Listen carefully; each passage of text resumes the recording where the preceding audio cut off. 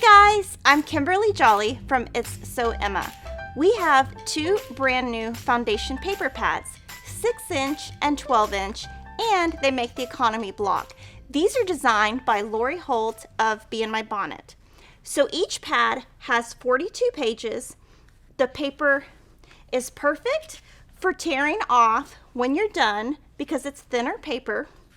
You will love making these blocks, and I'm going to show you some different options. So the very first thing you need is the pad. You either are going to start with a 6-inch or a 12-inch. For your 6-inch block, this is what you can make, and I will show you some different options in a second for that.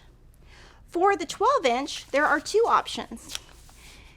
You can either do the center the same as the 6-inch, which comes in the paper, or you can pick one fabric to go here. Now this looks like a quilt block, but it's part of a panel. So when you look on the back, you can put one fabric right here and nothing else. And it looks so much harder than it really was. And there's some different things you can do with these papers. You can do dark on the outside and the inside, light around. You can do all scrappy. You can do this, which is similar, except I've got more of a medium on the outside. And then this is the opposite. You can do light on the outside and dark on the inside. Or you could do just scrappy all the way around, except for on the inside you have a light.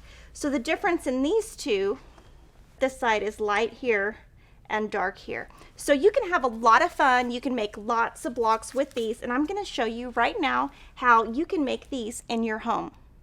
So to make this paper, you obviously need your foundation paper pad, and I'm going to show you some tools that will make it easier for you. First, the quick press seam roller will make it easier. Instead of getting up and down to go to the iron, you can use this. You need a rotary cutter and some thread.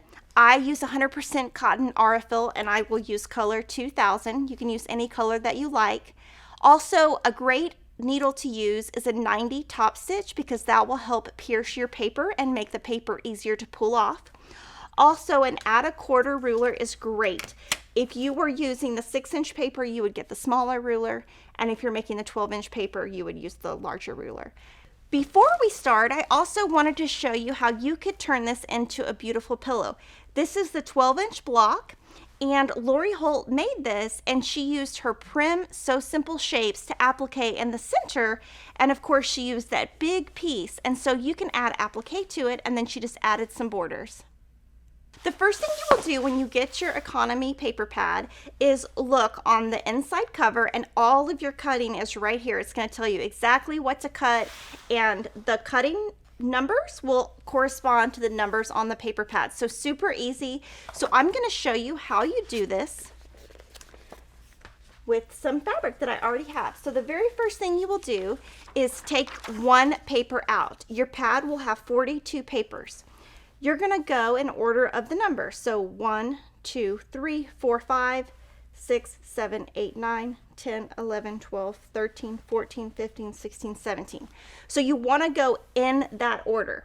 Now, if you were going to make this option where there's one fabric in the center, you would start here in this where the big dotted lines are. But instead, I'm going to show you all of it.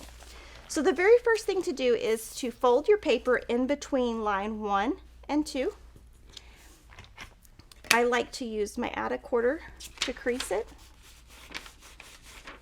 And so you've got a crease right here between the 1 and the 2. You're going to flip that over. And if you want to have a light pad on the back, you can. So you've got your crease between the 1 and the 2. You're going to fold that over. You're going to place this center square a 1/4 inch over on the fold, and you just make sure you can just look to make sure you're within the lines on the front, and you will add right here to this. Pin that in place, and then turn this over, and you're going to crease between the 1 and the 3. So you can do both sides at the same time to save time. You've got that creased. From here, you're going to trim a 1/4 inch away.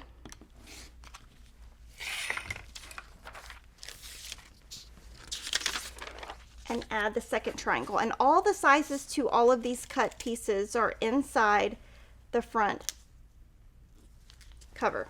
So super easy. So you can pin these in place or glue stick them down, or once you get kind of a pro, you won't have to do that. Then you're going to come back. Whatever stitch length you usually use, you're going to do a 0.5 less. So you want to do a shorter stitch length than you normally do. You're going to stitch from here down to here. You want to stitch a 1/4 inch off of the intersections, and the reason why is so that your threads don't come out when you fold back. So you want to go a 1/4 inch out and a 1/4 inch out. And then once you stitch that, you will press, and it will look like this. So you stitch that, and you can see that I started a 1/4 inch before and a 1/4 inch after on both sides. You will turn that over, and then we're going to press toward the outside. You can use an iron without steam, or you can use the seam press roller right here. Then what you will do is we're going to turn this back over, and we're going to be adding 4 and 5. So to add 5, you put a little crease here and a little crease here. And then when you go back, you're going to pull these little stitches up, the extra 1/4 inch. Once you've pulled that up, you're going to crease this right on this line.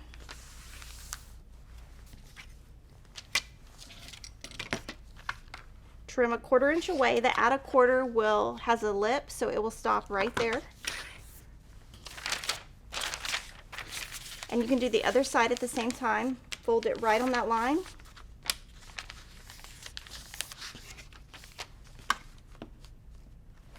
You could also just use a regular ruler and just trim a 1/4 inch away. And then we're going to keep adding. Now that you've got that base done, you can kind of tell a little bit more where you're at. So you can pin there and pin here. And if you keep your pin away from your intersections on the back, you won't have to worry about running into them. You will turn that over, and then you're going to stitch down these 2 lines, starting and ending a 1/4 inch away. And it will look just like this. And then from here, and you're going to press that down with your seam roller, and then we're going to keep building. And so to build, we just finished 5, so we're going to crease at 6 and 7. So I like to use this ruler, and you just make a crease on this side on both. And then when you turn it over, you can tell where the crease is right here. You want to just pull these extra stitches up a tiny bit, and they're going to be off the paper, and that's okay. So you will fold after you've got those stitches pulled up right on that line.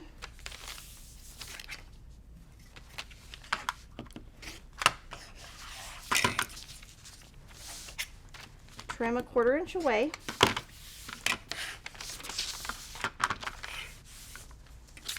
And do the same thing on the opposite side. And once I crease, I do make sure I'm on that line so that I don't get, I don't cut my fabric too short.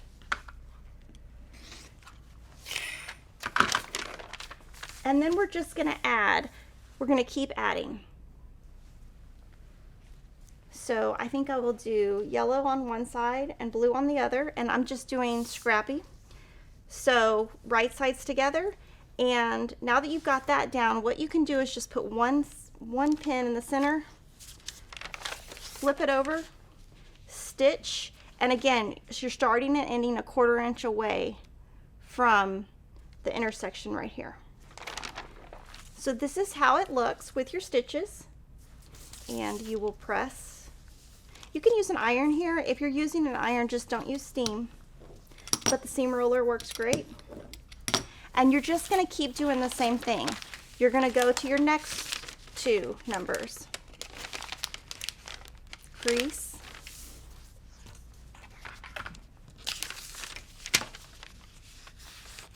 And crease. And then I just pull these stitches up. Now this time you have to pull all the stitches up. And I just kind of pull a little bit.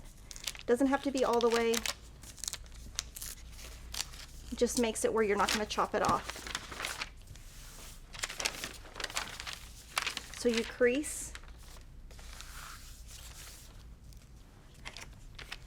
trim,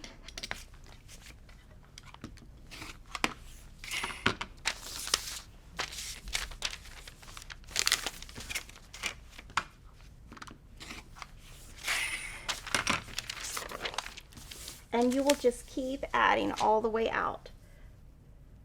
So we can add these two, do the same thing. Right sides together, and you're sewing on the paper side.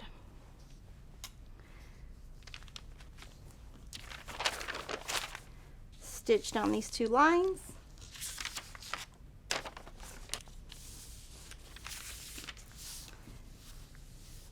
And then you will just do the seam roller here.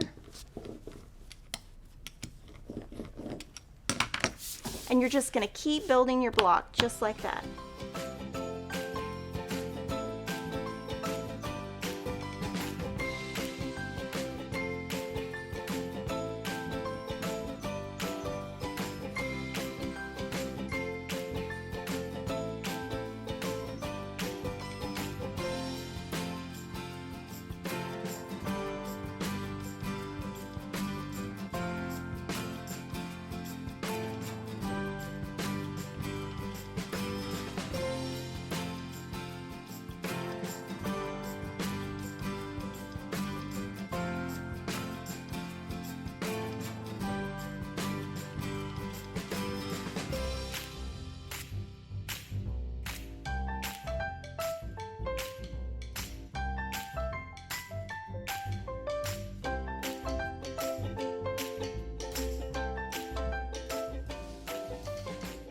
Okay, now we are on our last seam. Do the same thing, and then I have one little note to tell you.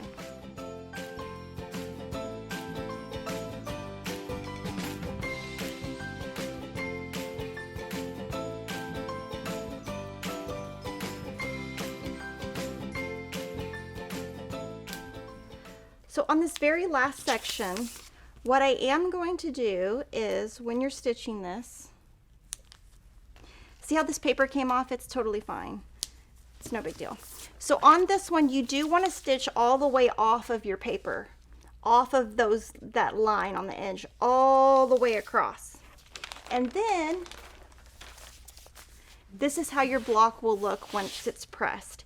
And I'm going to show you how you trim this down. Now you can trim your block. You want to trim it before you take the paper off. And there are lines that say trim on this line, do not trim on this line. So you want to trim on this outside line.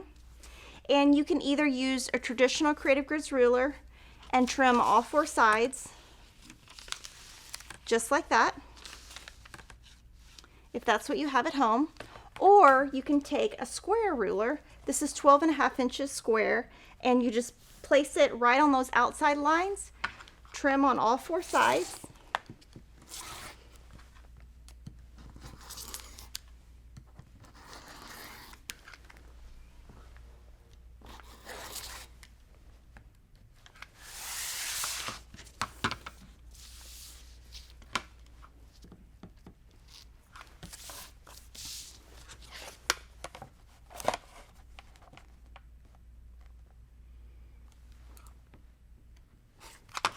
And then you want to pull your paper off.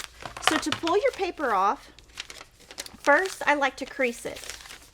That will help it pull off. The fact that you stitch with a shorter stitch length will help, and using that size 90 needle will help, and it'll just come right off.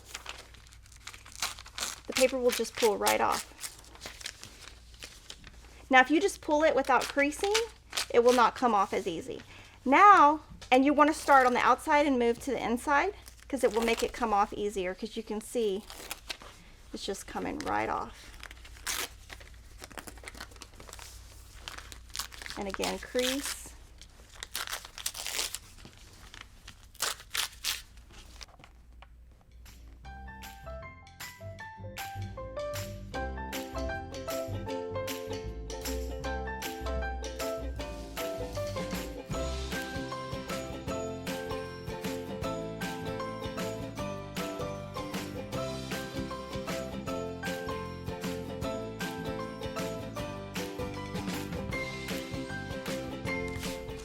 So now you have all your paper off, and you might have some little pieces that are still in there. You just pull them off and you have a perfect block, and you can make the economy block at home super easy, and you don't have to worry about the bias on the edge, and it's going to come out perfect every time. So pick up these fun economy paper pads at Fat Quarter Shop and have fun sewing in your studio. There's so many options.